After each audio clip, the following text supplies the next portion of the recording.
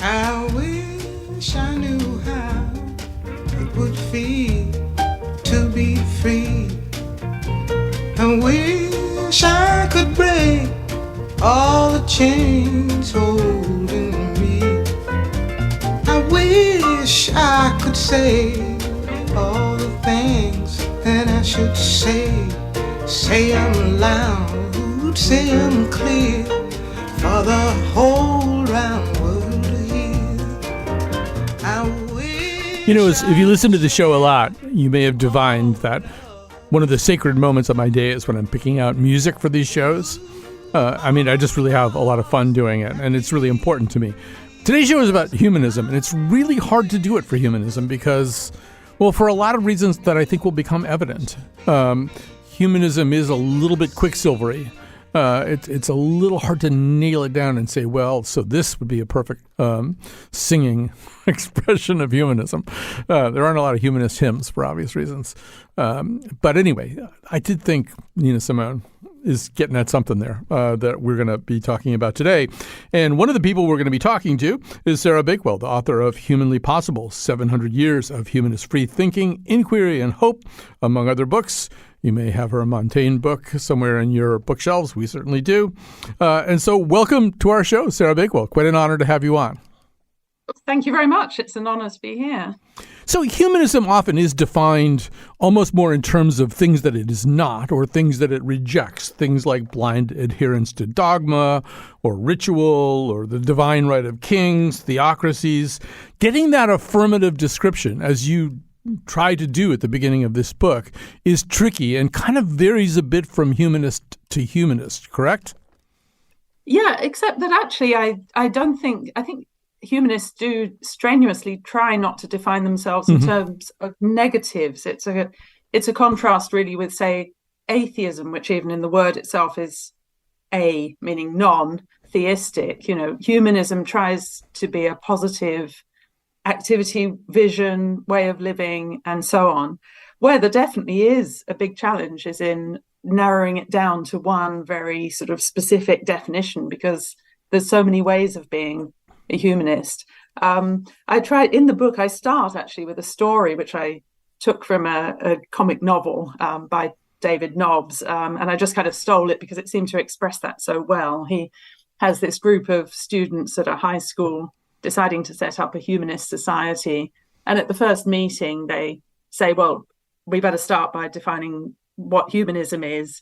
And so, you know, one of them pipes up saying it's a sort of non-religious means of life and not believing in the supernatural. Another one says, but no, that's not right. It's the Renaissance's attempt to escape from medieval ideas. And another one says, no, it's about being kind and generous and looking after sick animals and old people and things, to which another person says, oh, we're just wasting time here. And that person says, are you calling looking after old people and sick animals a waste of time?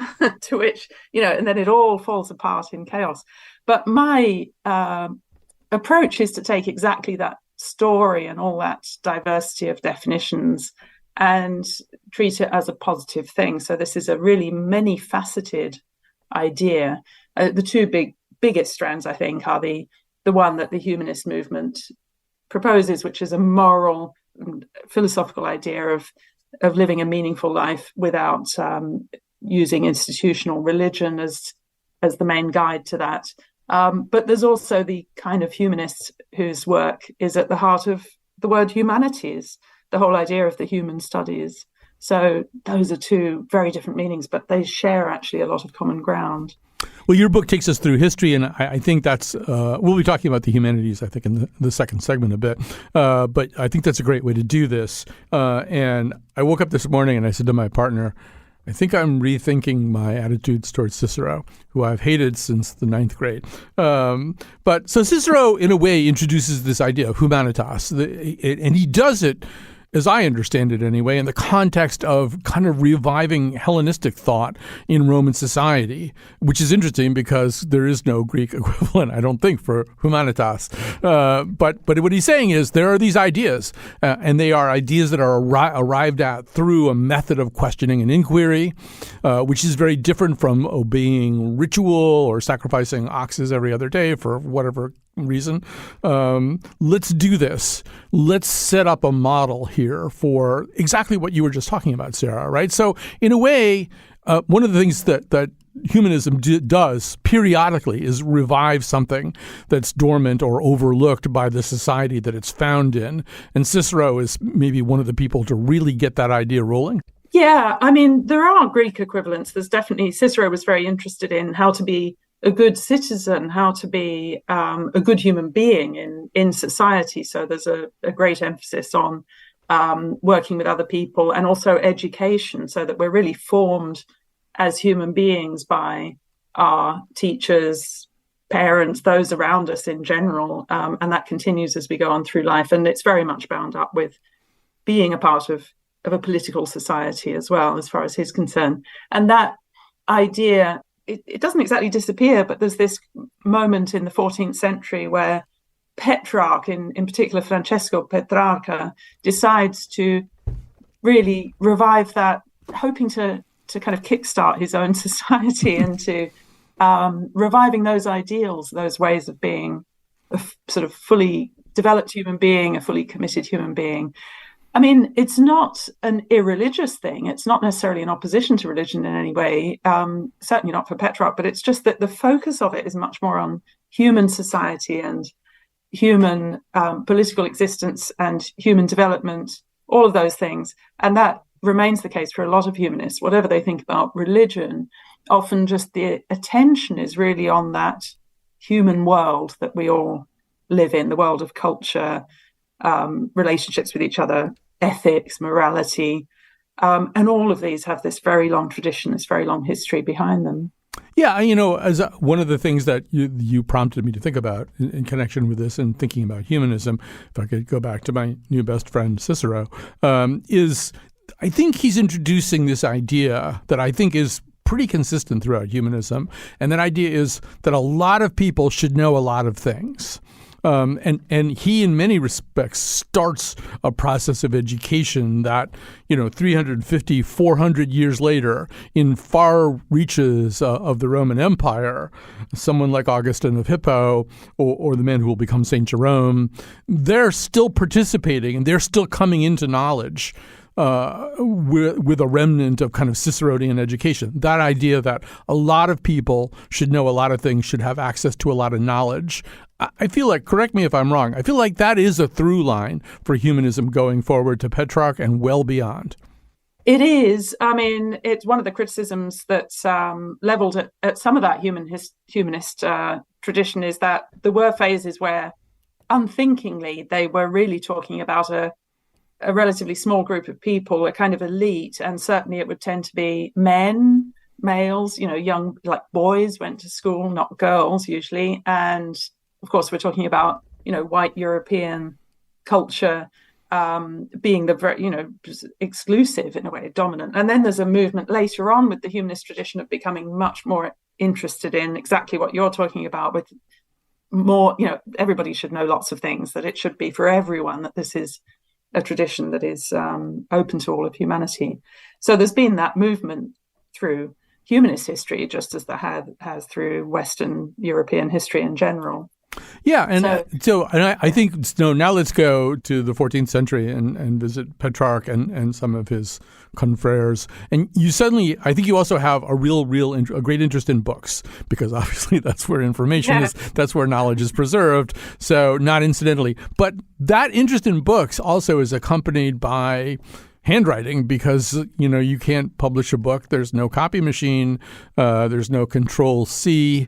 If you find something that's interesting to you, if you're Petrarch, you've got to stop what you're doing. I think, doesn't he even stop a vacation one time? He's on holiday and he says, "Hey, this is great." Yeah, tell that story. Moment where he is, because whenever he traveled anywhere, he'd immediately go to any monastery in the area, or any kind of library, anywhere where he might find manuscripts, and go through them. But if he found something interesting, if he couldn't actually take it away with him, he would just stop and copy it out in full. And there's this one thing in particular when he was still quite young and he was traveling in the Low Countries with a group of friends, and he made them all wait while he stopped and copied out actually an oration of Cicero's. And it was the one where Cicero talks about the benefits of the human studies, so humanities.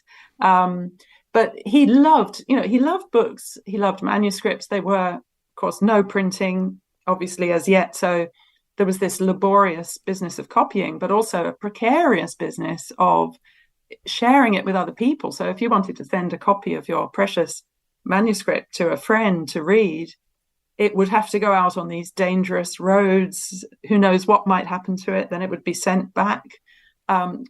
Copying was the thing that was keeping it going, but it had to be done in such a laborious way. And he was interested he just loved the books for themselves. That's very clear. Kind of a cult of finding manuscripts in these supposedly, very forgotten repositories, but also he loved what they could do for people. So he loved the way that the wisdom that would be contained in them. And he loved the networks of friendships that he was building up through all this sharing of knowledge and sharing of manuscripts. So it was a really vibrant network of people involved. So I think humanism, particularly, in the time that we're talking about, but maybe all the way through, has an odd dualistic attitude towards canonical things that are settled, things that have been accepted. There's a way in which humanists really want to ask a lot of questions about that. How settled is that really? Why do you think that's true? What's the proof that it's true? But there's also a kind of reverence for the canon, and maybe we can come back to that too. But in terms of that first somewhat, there's still bumper stickers all over America that say question authority. That's something that they do. You might want to talk about your friend Vala and the donation of Constantine. It's a good humanist story. It is, yes. And it makes a very good contrast to that tendency to be too reverent, which some of them had. I mean, you were talking about Cicero, and that was a classic case of it. There were some of them by the 15th century who were so excessively reverent to Cicero and his Latin style that they thought that any word that couldn't be found in Cicero basically wasn't good Latin, and they would never use it. So they tried to use every single word that appeared in their own writings had to be found in Cicero, ridiculous. And this Lorenzo Valla, who's one of my favorite figures in the story, took a very different view, saying, there's plenty of other sources. There's more fish in the sea besides Cicero, for one thing. But also he was very daring in the use of his skills of humanities, we would say, the kind of philology, which is the dedication to study of language and literature. He used it to, most famously in this one case in 1440, to challenge the legitimacy of a document called the Donation of Constantine, which supposedly recorded the Emperor Constantine having made in the 400s, having made a gift to the church of the complete dominion over all the territory of Western Europe, basically.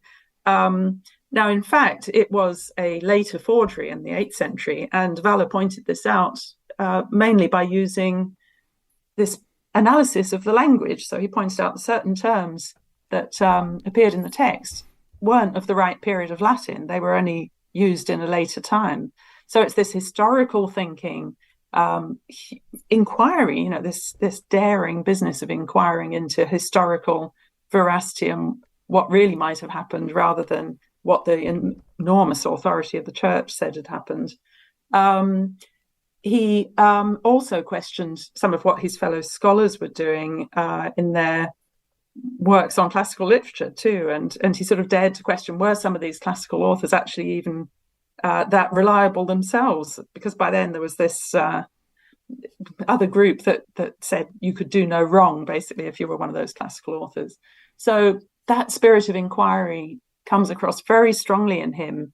He was probably a pretty difficult character to deal with. I think he was quite bumptious. Yes. And much as I admire him, I'm not sure that I'd actually like to have him round for dinner. Or you don't want him to review one of your trouble. Yeah, you don't want him to review one of your books, definitely.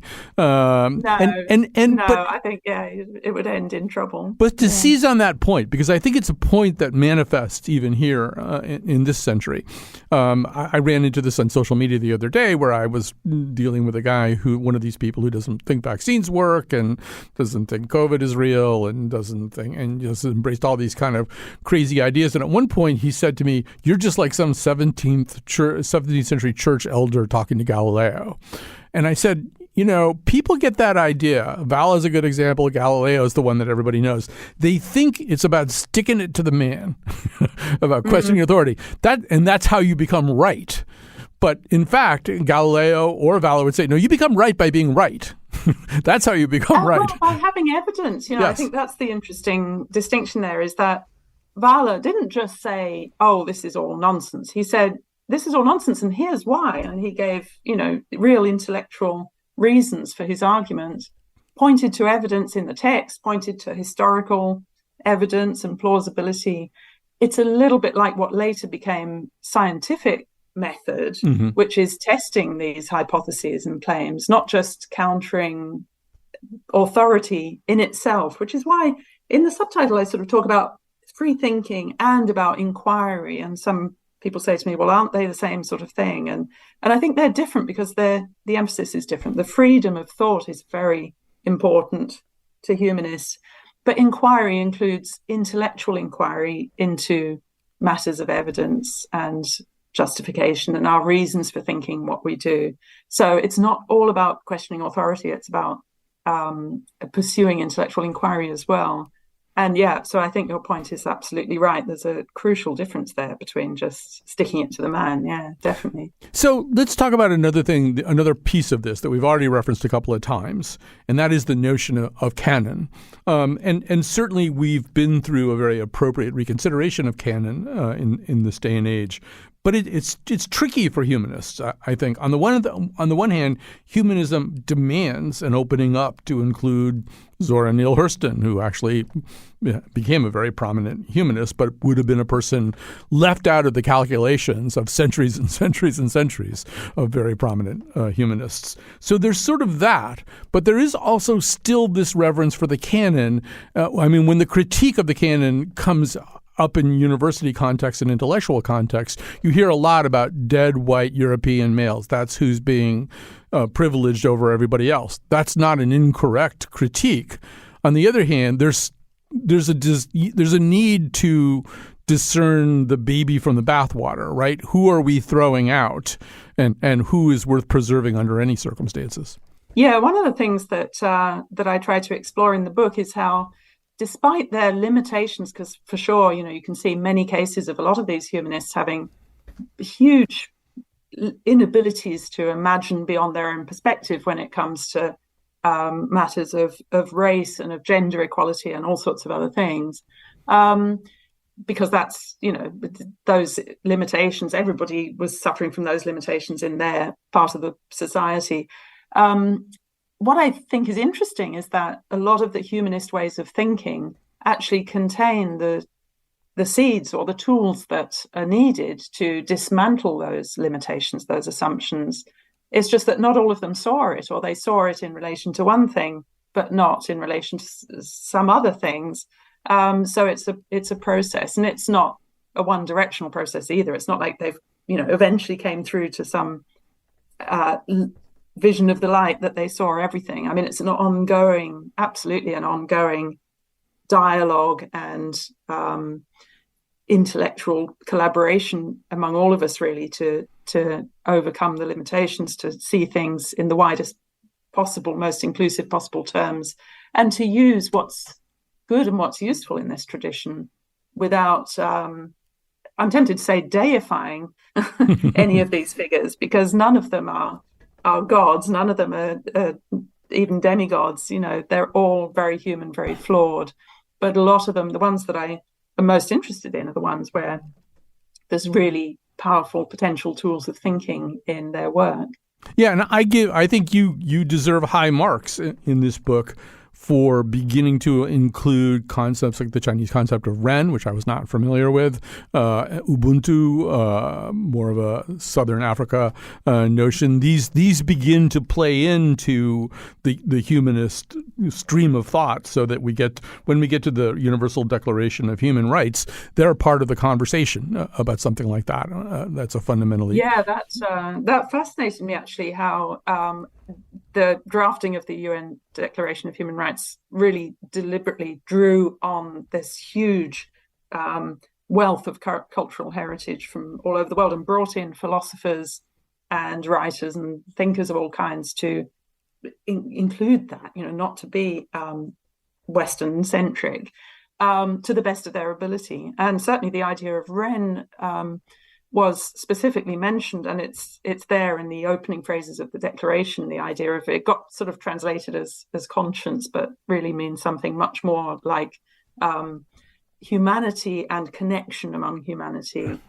I would have liked to have done much more on that. I mean, I barely touched on those traditions, partly because I don't know enough, deeply enough to have explored them a lot further, but I would have loved to have done more, but I was just trying to keep a reasonably coherent narrative thread to it. So it ends up being, very much about the Western tradition, most of the book.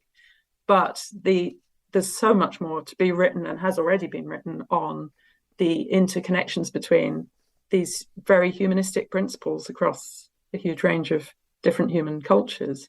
Right. So there's always, Humanly Possible, Book 2. But right now we're talking just to remind people about Humanly Possible, Book 1, 700 Years of Humanist Freethinking, Inquiry, and Hope by Sarah Bakewell. I'm supposed to go to a break right now, but I'm talking to you from Hartford. You wouldn't necessarily know this, but because of the presence of certain people here in the Hartford intellectual ecosystem, Esperanto is kind of a big deal around here. So, we talked about free thinking. We talked about inquiry. We haven't really talked about hope. Hope is sort of essentially priced right into the word Esperanto. Maybe you could just give us a little quick thumbnail description, anyway, of the founder of the Esperanto movement. Yes, Ludwig Zamenhof, who I hadn't expected to have anything on Esperanto in the book, but I just realized that it was absolutely fascinating and belonged right in there. He designed this artificial language, Esperanto, in the late 19th, early 20th century in Białystok, was where he lived. Very divided society. People spoke different languages, and he felt had difficulty really relating to one another, partly because of that. And he hoped to create a means of communication through a kind of added second language, very easy to learn, which would enable them to share that on the same level without it belonging to any one group of people. And Esperanto, literally in Esperanto, the word Esperanto means hopeful, hoping. So he named the whole language after hope. He also tried to come up with a religion, as he called it, that would serve a similar purpose in bringing people together, which he called humanism, which is literally humanism in Esperanto. Fascinating figure, and I think that principle of hope, that idea that there is hope, that we could be brought together, is very inspiring. I mean, anybody can see that it didn't quite work out completely that way in the world, but I think it's very important to have the idea that it could contribute something. All right, so we do have to take a break here. I will say that I have sat at dinner tables where everybody but me was speaking Esperanto. It's quite an experience. It turns out you can't just pick it up just sitting there in between the salad and the main course. It's not quite that simple, no. He wanted it to be easy to learn, but not quite over one dinner party. I guess it might take a bit longer than that. All right, so let's take a little break here. We'll come back with more Sarah Bakewell and the book Humanly Possible, and we'll be joined by the humanist chaplain at Harvard.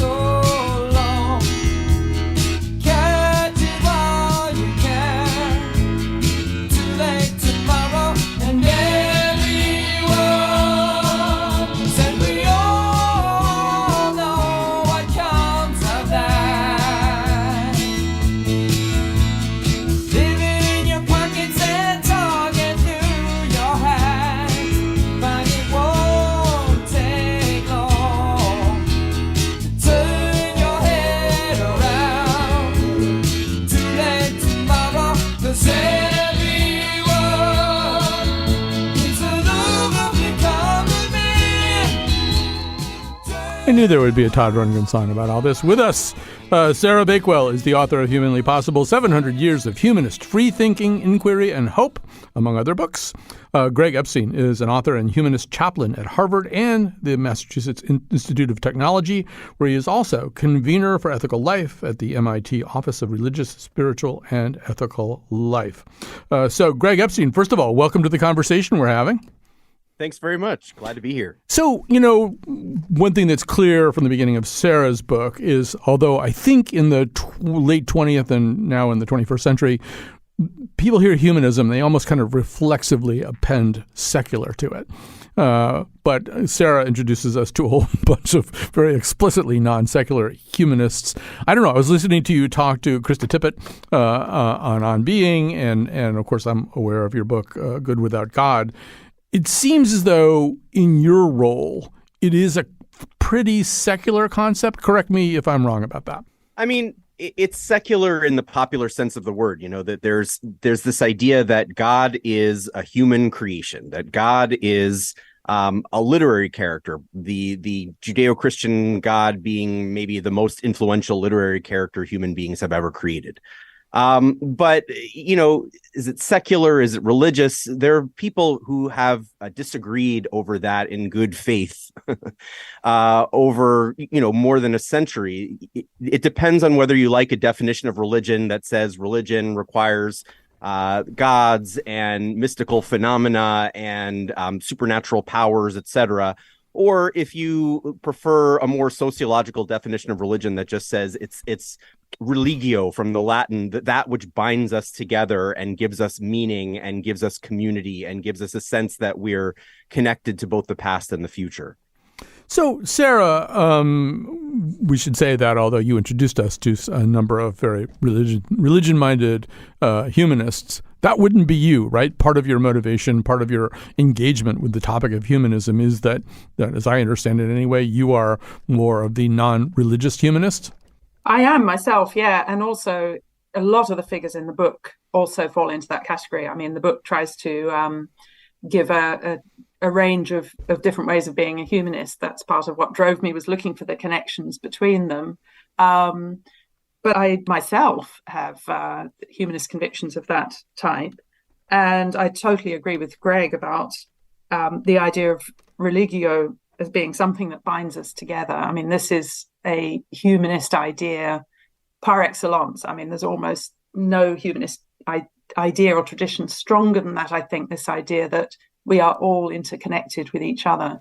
I mean, earlier on we mentioned Ubuntu, the idea from various Southern African cultures and languages have an equivalent of that, which literally means this binding of people together, this bundle of life, was the way that the Archbishop Desmond Tutu defined it. I think that's something that we can all relate to. It's something that certainly is very important to me, and is my own feeling about humanism is really centered on that. I mean, they do have some kinship with the Christian notion of agape, I think, too. But yes. So, Greg, as a chaplain, you have an interesting role, right? I mean, I'm really old, so when I was in school, if I were going to go to the chaplain, it might be about a crisis of faith. That would probably not be the case now. So what do conversations in your job tend to be about, and what do they tend to be like?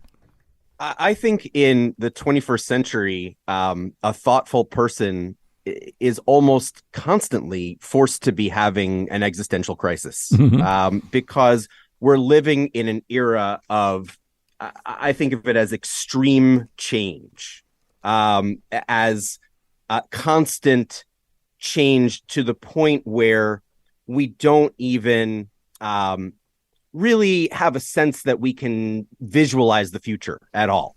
While I was writing the book that I've been writing for the past few years, I've been writing a book called Tech Agnostic. I came across, it was the year that my son was born, it's 2016. I came across a story by E.B. White, the great New Yorker writer, wrote Charlotte's Web, etc., where he tells the story of a little campground that he went to with his father when he was a child. And then he takes his son to that same campground. It's about a century ago. And it's so eerily similar that he can't even tell the difference. He can't even tell whose foot is in whose galosh, whose hand is on whose fishing rod. Is he his own father, or is he himself, or is he his son?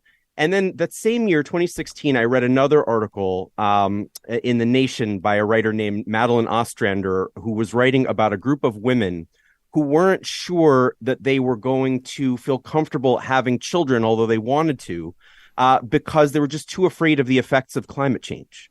And so we've gone from this feeling of not being able to tell the difference at times between the past and the present to not feeling confident that the future is going to even be worthwhile.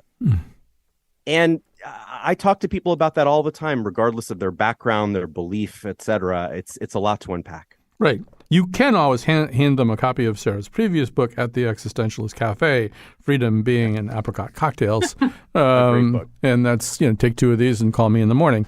But so Sarah, there's I think it might be Tumblr's. There's one of Stoppard's plays where the narrator or protagonist says something about there must have been a discernible moment when the tilt, and this tilt happened first in Europe and is happening now in America, was away from belief in religion, more towards belief in other things, or just disbelief in religion. I think he said there must have been a point where the no's have it, and that's happened. It's happening here in the U.S.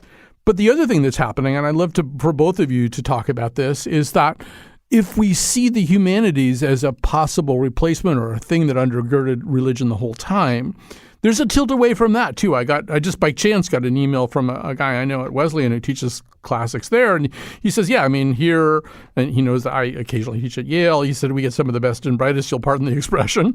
He says, but elsewhere it's all business ed and computer tech and hospitality management. The reasons aren't that hard to find, but the consequences are harder to figure out. I mean, Sarah, there's a way in which maybe humanism is having a moment, but maybe humanities aren't? Well, yeah, that's very interesting. I mean, there's a sense of perma-crisis, I think was voted the word of the year, wasn't it, in a couple of years ago. We're in a sort of perma-crisis of worrying about so much at the moment. And one of them is this sense that there's a decline of the humanities and the whole ideal of the humanities, the idea of studying the human studies, not with any particular purpose or acquiring any particular skill set in mind, but just the old idea of becoming a better person or becoming a more well-equipped person in the world.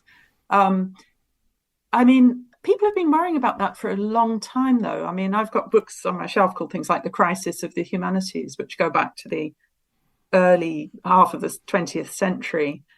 People did worry about it a lot, actually, in the 30s, because then as now, the fear that something was being lost was also allied with a fear of what was coming over the horizon politically and economically and in all sorts of other ways, whether there was, war in the offing, which there was.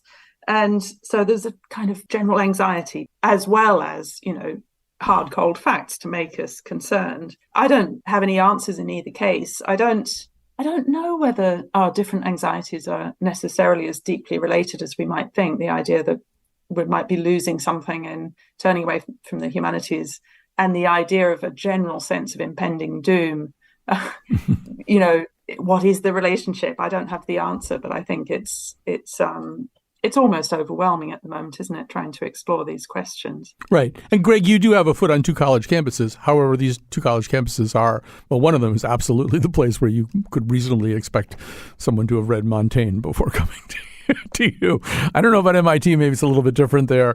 But could you say a little bit about that? Just the role of the humanities, the parts of the humanities that are not connected to religion, but do specifically address, to steal a Bakewell title, how to live.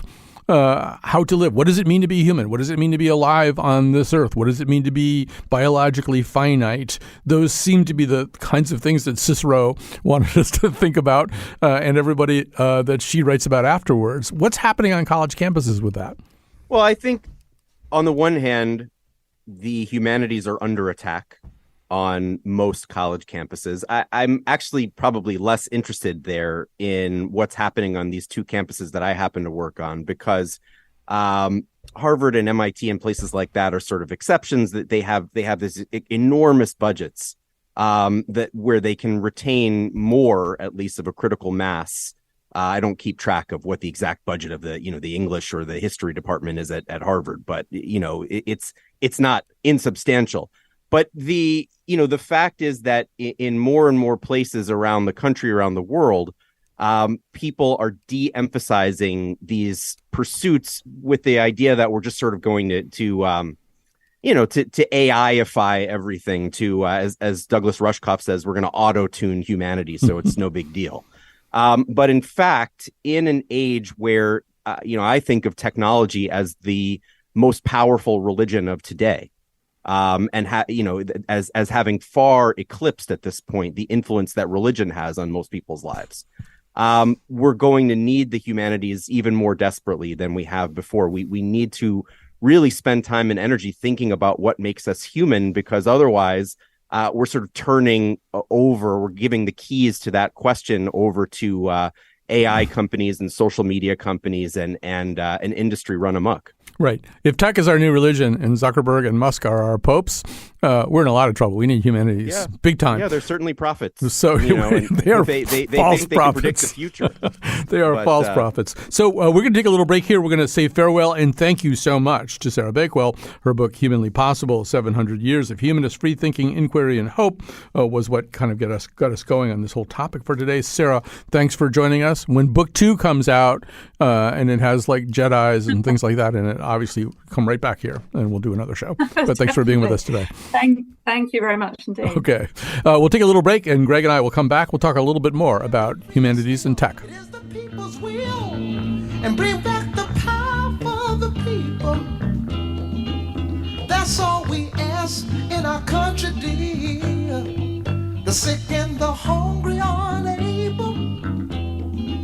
Protect them and those who may live in fear. Power for the people. Power for the people. Make sure you never miss the Colin McEnroe Show by subscribing to or following our podcast on any app. It is free. The senior producer of the Colin McEnroe Show is Lily Tyson, whose boss is Katie Tolarski, whose boss is Mark Contreras, who reports to the U.S. Secretary of Agriculture. We don't know why. Back to the show. Gently as the morning breaks, we'll hear the sound that silence makes, even though there's thunder in the air. Somewhere along the line, we will all run out of time. Meanwhile, let's live without a care. On a wing and a prayer, we'll make it if we dare. Make believe. All right, we are back. The technical producer of today's show has got Pastor Lily Tyson. Our senior producer is the producer of this particular episode. She's been in there wrestling with computer problems and all kinds of stuff, but has done an amazing job of just laying out this subject. Still with me is Greg Epstein, author and humanist chaplain at Harvard and MIT, where he's also convener for ethical life at the MIT Office of Religious, Spiritual, and Ethical Life. So, Greg, yeah, I think we need to talk more about tech. It does sort of rule the conversation in so many different ways, and there's a new wave of anxiety about AI. And if AI is going to become more human and represent a kind of invasion of our space, we therefore probably have to decide what it actually does mean to be human. But I just sort of wonder if you could just say a little bit more in terms of what you wind up talking about in the forums you occupy when you're talking about the latest wave of, let's say, tech anxiety. Yeah. Thanks, Colin. And it's a great conversation. I talk all the time to students who are really just not sure what kind of life they want to live, what kind of life they're supposed to live, why they're doing all the things that they're doing in the first place. They're working extraordinarily hard. And it feels to a lot of them like the narrative for why they're bothering to do so is falling apart. They know that they're capable of achieving great things, but they're increasingly sort of learning that it's through just sort of great fortune, sometimes almost dumb luck, that they were born in a position where they can achieve these great things. And they're starting to worry, like, am I doing this at the expense of everybody else? Or if I'm trying to do something good, like, am I going to be able to have any kind of effectuality on that? Or is the world just going to hell in a handbasket anyway? Why bother? What feels right? What feels good? And, I don't have all the answers for that, but I want to encourage them to really pursue those questions and to feel like, no, it's not too painful to really pause and reflect on this stuff. In fact, it will be too painful if you force yourself not to reflect on it. If you try to avert your eyes and avert your path towards that pain. Because humanism, to me, really the operative word is the human, in the sense of that word of being only human. We're vulnerable. We're mortal. We're incomplete. We are not all powerful. And that is so important. That to me is just as important, if not even much more so, than the no God piece of humanism, or the determining the exact truth part of humanism. It would seem to me also that identifying currents and trends in our daily life that are effectively anti-humanistic is worth doing and seeing if you can contravene them somehow. When I was thinking about you and talking to you, I wound up thinking about this short story I read in the New Yorker. It's about a young woman who's a veterinarian, and she's working in a kind of a group practice that's owned by some outside company. And her supervisor at one point says, "We have a protocol here, as you know. Once a team member reaches a dozen 3-star or below reviews within a 12-month period, it triggers some kind of process of review that's very uncomfortable and bad." And, here's this outside world. I mean, these 3-star reviews are coming up on God knows whatever site, and they're reviews that people make after they've had the interpersonal, face-to-face interaction with the veterinarian, and they decide they don't like what they were told about their parrot. And when you think about how much of life has become like that, of people rating one another on sites, I mean, that does alarm me, and it seems fundamentally anti-humanistic. Yeah, we're being prodded towards a sort of mean, a lowest common denominator, where in order to be able to sell us more stuff, and this is referring to an intellectual hero of mine, Douglas Rushkoff, in order to prod us to buy more stuff, the AI, which is really just a mathematical equation essentially for what people have done in the past, prompts us using a computer that beat the world champion in the game Go, right? Mm-hmm. That Google took that AI and put it towards things like YouTube algorithms. And it prods us towards making sort of these same milquetoast decisions, so that it knows when we want to buy something and it gets us to buy it. And in addition, there's the sense that everything has to speed up, right? Noticing with my students, my wife, myself, my friends, how we're all in this tech era, just sort of chasing speed all the time. Like we've got to get the work product back to our boss or our coworker as soon as possible, even though everything about it is changing, even though there's nuance. We've got to crunch that nuance down to nothing and just produce because everybody else can in the age of AI. So we now need to too. And there's really no benefit to humanity to living that way, other than enormous profits for the big companies that facilitate that work.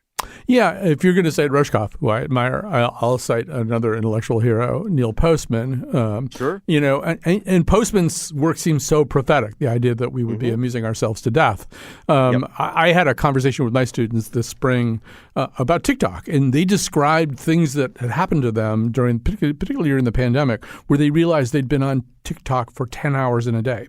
And that's the other part. If we're handing over the car keys to tech companies, one of the reasons we're doing it is because they sort of sugarcoat it, right? They make it a lozenge that's pretty easy to swallow. Yeah. There's this phrase, the old idea that you can accomplish a great deal if you don't care who gets the credit. And I think about that a lot these days when I think about the idea of a God. Okay, because there's been a lot of thought given to the idea of the Old Testament God as this sort of obsequious figure who's always asking you, worship me, worship me, worship me. All the prayers in the Judeo-Christian tradition are just sort of like, please, please, please, you're great, you're great, you're great. Can I have this? You're great, you're great, you're great, right? The tech gods don't ask for credit. They don't even want you to believe that they exist. You're not expected to think of tech as a religion. You're not expected to think of this idea of technology overwhelming our lives as sort of godlike, even though it is literally looking down on us from space and seeing our every move, right? But that's the idea is because it's not asking for credit from us. It really is dominating our lives. Because we think that it's, that when we're responding to tech's agenda, that we're just responding to our own agenda and we're really just doing things that are fun. But is it really fun to spend all day looking at this little stained glass window, genuflecting to it that we carry around in our pockets and on average open 300 times a day? That's more than the 5 times a day prayer of Islam for sure.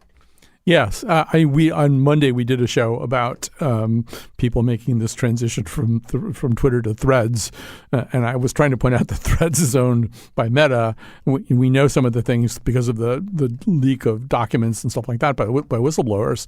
It's Baudelaire said that the greatest trick of the devil was persuading the world he doesn't exist. There's a way in which people rushing over to Meta, they've forgotten. I mean, as you're saying, these are gods who don't ask you to worship them. They just keep you busy. Well, this is fascinating stuff. I cannot wait to read the book that you are writing right now. I want to thank you for your time today, though. It's been a wonderful conversation. My pleasure. Greg Epstein is author and a humanist chaplain at Harvard and at MIT, where he's also convener of Ethical Life at the MIT Office of Religious, Spiritual, and Ethical Life. We should have one here at Connecticut Public, I'm sure. I think there's one going on the first floor remodeling. We're going to put one of those in. So thanks for listening today, and we will be back tomorrow with The Nose. From the west down to